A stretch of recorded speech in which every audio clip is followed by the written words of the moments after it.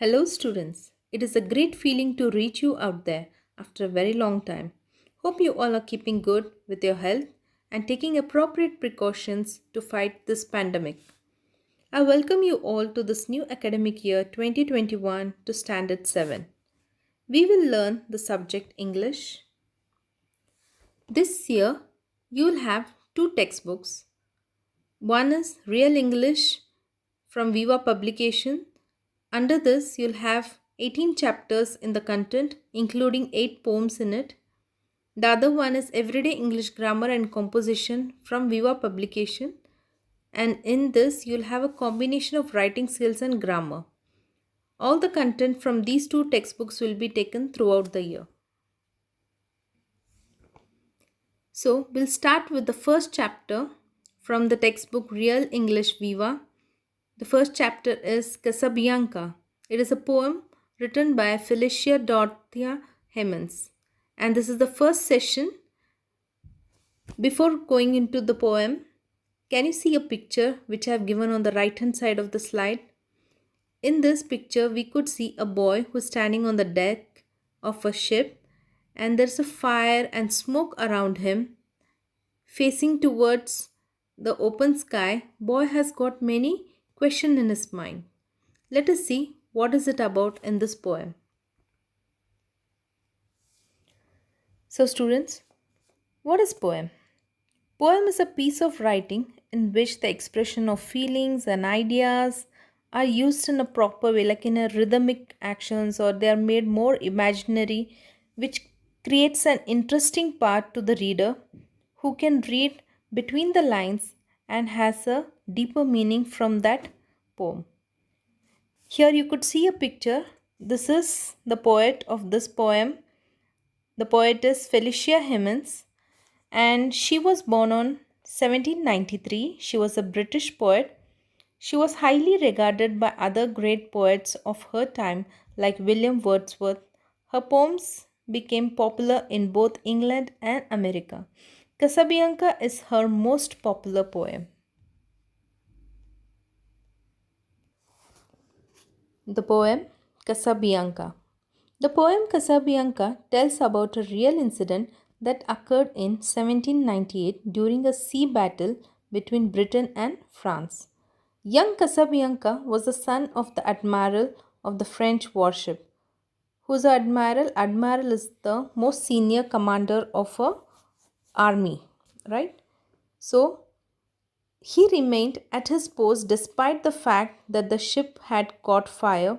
He had received orders from his fathers not to abandon his post till he was told. Abandon means to leave the post. So this poem is about a 13-year-old boy sailor who died at the battle.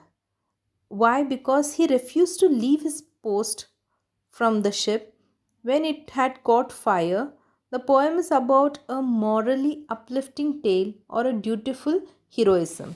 So let us see stanza wise in this poem. So this is the poem, children. I will read stanza wise. I hope even you will read with me.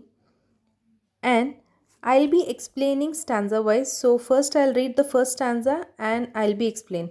So it will be going accordingly. The first stanza. The boy stood on the burning deck, whence all but he had fled. The flame that lit the battle's wreck shone round him over the dead. So here the poet is explaining how the boy was standing in middle of the deck where the ship has already caught fire, and whence means from where. It is the traditional way where the poet generally use these kinds of words to make it more dramatic, the poem. Whence means nothing but it is from where. All but he had fled. That means everybody has fled. Fled means run away from that ship except him. He was the only one person who was on the deck. Why? What was the reason? We'll come to know later. The flame that lit the battle's wreck. The flame, of course, we know the fire which lit the battle's wreck. So it was due to the battle. Earlier also I had mentioned it was a reason why the ship got the fire, because it was a battle between the Britain and France, and Britain had already attacked them, and due to that attack it was a fire on the ship. And because of this battle there was a wreck. The wreck means it's a destruction of the ship because of the fire, or you can say the fire has already damaged the most of the part of the ship. Shone round him over the dead. Shone means shone, let me tell you, shone is the past participle of shine. Shone round him over the dead means he could see all the dead people around him, but there was nobody else except him on the desk. Let us go to the next stanza. Yet beautiful and bright he stood, as born to rule the storm, a creature of heroic blood, a proud though childlike form. Here, poet is trying to tell us that when do we say beautiful? Beautiful is something when you find something very pleasing is happening. But here in the sequence where the battle is going on, nothing is beautiful.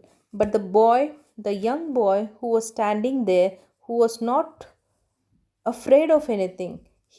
A fear was not seen on his face. He stood bright, he was very confident, and he was as if he was born to rule the storm.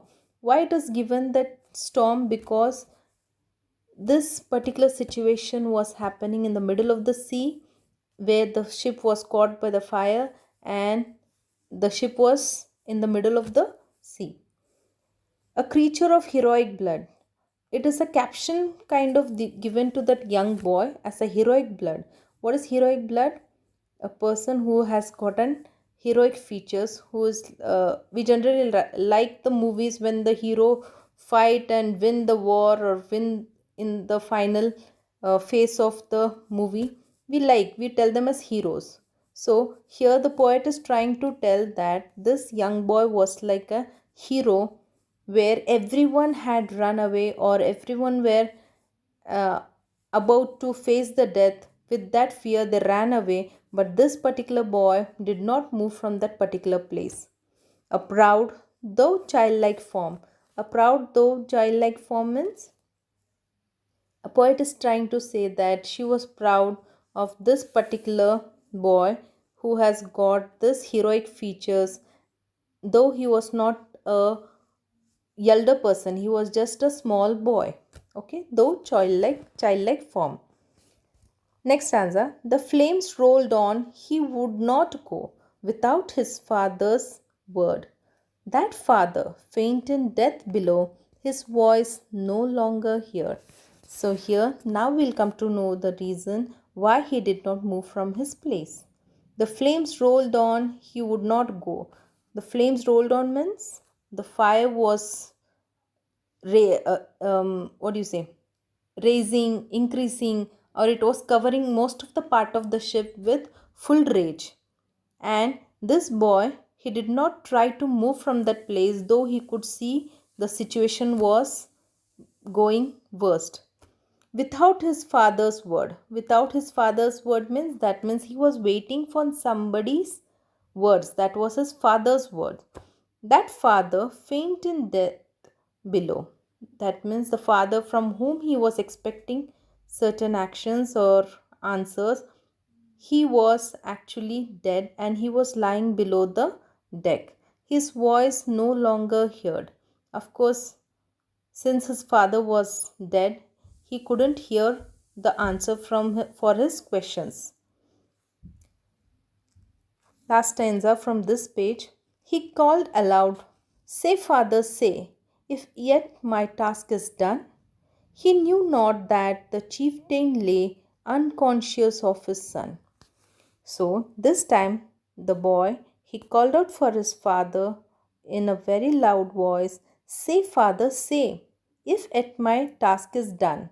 So he was asking whether his duty has been accomplished or done, so that he can move from this place.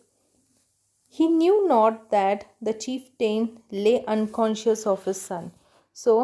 But this young boy did not know that the chieftain, who is the chieftain? Leader of the group. As I mentioned earlier, also, Admiral, who is Admiral? The most senior commander of the army. So, he was addressing to his father whether he could leave that particular place as his job is done, but he didn't know that his father was dead and his father couldn't answer to his questions. So, this was the four stanzas which I have explained you over here. Once again, I'll read it. The boy stood on the burning deck, whence all but he had fled. The flame that lit the battle's wreck shone round him over the dead.